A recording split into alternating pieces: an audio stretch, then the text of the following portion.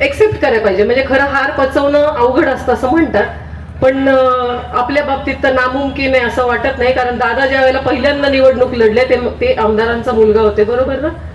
आणि त्यावेळेला ते पडले, काही मतांनी पडले, तर त्यांनी कोणाच्या इथे जाऊन दमदाटी केली का? म्हणजे मी तर नव्हते तेव्हा, माझं लग्न नव्हतं झालं. त्यांनी कोणाच्या दारात जाऊन दमदाटी केली का?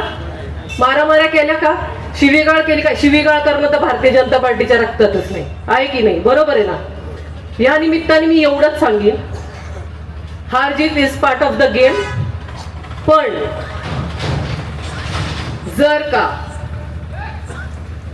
जी मुलं जी आहेत ना, जी कार्यकर्ते आहेत, ती माझ्या समोर लहानाची मोठी झालेली आहेत, ती माझी मुलं आहेत. आणि जर का त्यांच्या अंगाला जर हात लागला तर पहिली आई जागी होणार, बाप नंतर.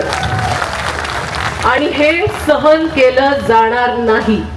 राजकारण संपलेले, इलेक्शन संपलेले, 5 वर्ष शांतीत काम करायचंय. मी तर इनफॅक्ट विरोधकांना आवाहन करीन की काम करायचं असेल तर समोर या. सत्यजित कदम अजिबात असा माणूस नाही की विकास कामांवरती कोणी जर का काही सुचवलं तर ते करणार नाही.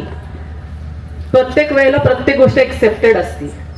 त्याच्यामुळे माता भगिनींनी, मैत्रिणींनी, पूर्ण देवळालीकरांनी हा गुलाल आपलाच होता. जे मी पहिल्या दिवसापासून ठासून सांगत होते, गुलाल भारतीय जनता पार्टीचाच होता आणि तो भारतीय जनता पार्टीनेच घेतला आणि तो ठोकून टाकून घेतला.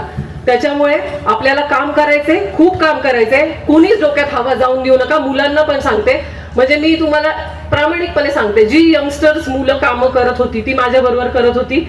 संध्याकाळी 6 पर्यंत महिला असायच्या माझ्या बरोबर. संध्याकाळी 6 नंतर पॉसिबल नव्हतं. जिथं जिथं जायची गरज पडत होती तर ही माझ्या मुलांची ताकद माझ्या बरोबर होती, प्रत्येक ठिकाणी होती. जिथं मला गरज पडेल तिथं ते माझ्या बरोबर होते. त्यांना प्रत्येक ठिकाणी सांगितलं गेलं होतं. काही भागांमध्ये आपल्या मिरवणुका सुद्धा झाल्या, तिथं क्लिअर सांगितलं गेलेलं होतं, तुम्ही जल्लोष करा पण कोणालाही बोट लावायचं नाही, कोणालाही डिवचायचं नाही.